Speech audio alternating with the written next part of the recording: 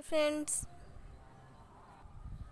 मैं श्रेया और आज हम लोग देखेंगे 1857 के विद्रोह के बारे में। तो 1857 का विद्रोह को हम लोग सिपाही विद्रोह के नाम से भी जानते हैं और ये भारत का प्रथम स्वतंत्रता आंदोलन भी था। तो इसके बारे में हम लोग देख लेते हैं।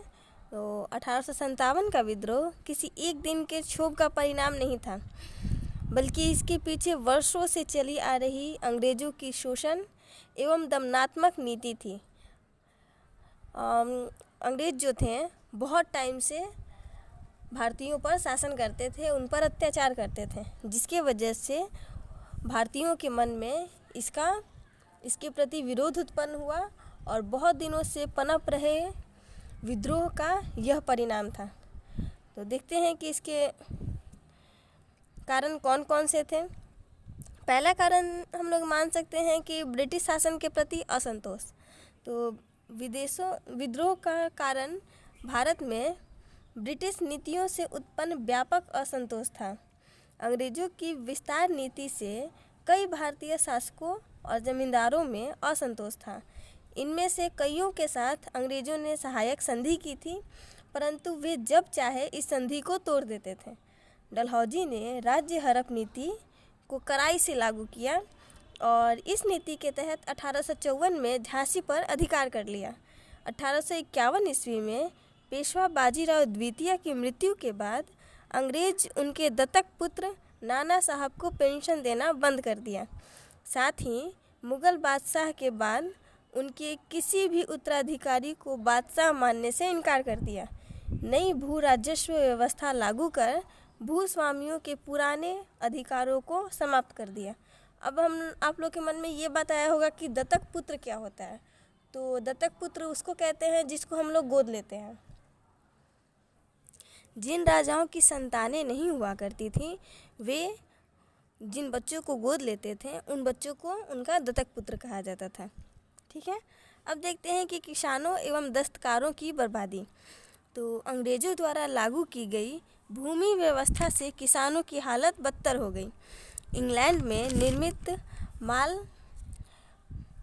भारत पहुंचने से यहाँ के पुराने हस्तशिल्प बर्बाद हो गए। पीड़ित किसान और कारीगर ब्रिटिश सरकार को समाप्त करने के लिए एकजुट हो गए। अब देखते हैं कि धर्म और जाति के नष्ट होने का डर क्या था। तो अंग्रेज़ों की नीति और आचरण ने जनता में यह भय पैदा कर दिया था कि वे भारतीयों के धर्म और रीति रिवाजों को नष्ट कर देंगे। ईसाई धर्म प्रचारकों ने भी हिंदू तथा इस्लाम धर्म की तथा उनके पुराने रीति रिवाजों की खुलेआम निंदा प्रारंभ कर दी।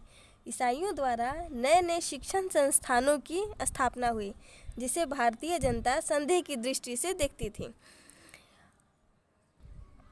भारतीय सैनिकों में असंतोष। तो सैनिकों में कैसे असंतोष था? तो अंग्रेज़ों की फ़ौज में भारतीय सिपाहियों के लिए पदोन्नति के रास्ते बंद थे। मतलब जिस पद पे उनको नियुक्त कर दिया जाता था वो ताउम्र उसी पद पे रहते थे, उनके पद में उन्नति नहीं होती थी।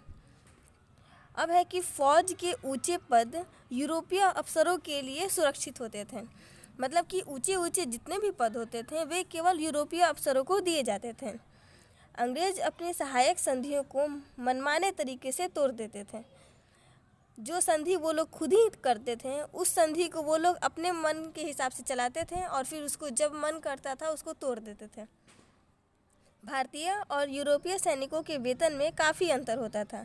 यूरोपीय अधिकारी भारतीयों को घृणा की दृष्टि से देखते थे और भारतीयों को युद्ध के लिए समुद्र के पार भेजा जाता था, जो उस समय हिंदुओं के धर्म के खिलाफ था। समुद्र लांघना उस टाइम में हिंदू लोग धर्म के खिलाफ मानते थे। उसी दौरान सैनिकों को एक नए किस्म एनफील्ड राइफल नाम की राइफल दी गई थी। ठीक है, जिसके ऊपर गाय और सूअर की चर्बी लगाई जाती थी।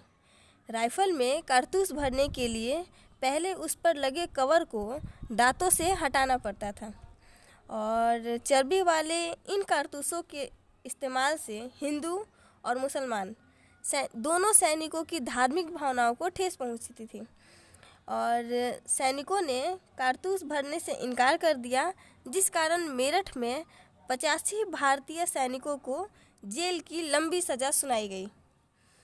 और फिर अब देखते हैं कि भारतीय स्वतंत्रता हेतु प्रथम सशस्त्र विद्रोह का कारण 10 मई 1857 को मेरठ स्थित छावनी की 20N1 तथा 33 LC की पैदल टुकड़ी के द्वारा चर्बी वाले कारतूस के प्रयोग से इनकार किया गया था। भारतीय स्वतंत्रता हेतु प्रथम सशस्त्र विद्रोह का कारण 10 मई 1857 को मेरठ स्थित छावनी की 20N1 तथा 3LC की पैदल टुकड़ी के द्वारा चर्बी वाले कारतूस के प्रयोग से इनकार करना था। 10 मई 1857 को मेरठ में इसकी शुरुआत हुई, परंतु इससे पूर्व 29 मार्च 1857 को बैरकपुर छावनी के सिपाही मंगल पांडे ने चर्बी युक्त कारतूस के प्रयोग के विरोध में अपने अधिकारी लेफ्टिनेंट बाग एवं सार्जेंट ह्यूरसन को गोली मार दी थी। मंगल पांडे उत्तर प्रदेश के तात्कालिक गाजीपुर, अब बलिया के नाम से जिसे हम लोग जानते हैं, जिले के रहने वाले थे और वह बंगाल स्थित बैरकपुर छावनी की 34वीं इन्फेंट्री के जवान थे। 8 अप्रैल 1857 को मंगल पांडे को फांसी की सज़ा सुनाई गई थी। आशा करती हूँ कि आप लोगों को ये वीडियो अच्छी लगी होगी। अगर ये वीडियो आप लोगों को अच्छी लगी और उपयोगी हो तो लाइक, सब्सक्राइब और शेयर करना ना भूलें। इसके आगे हम लोग अगले वीडियो में पढ़ेंगे। Thank you.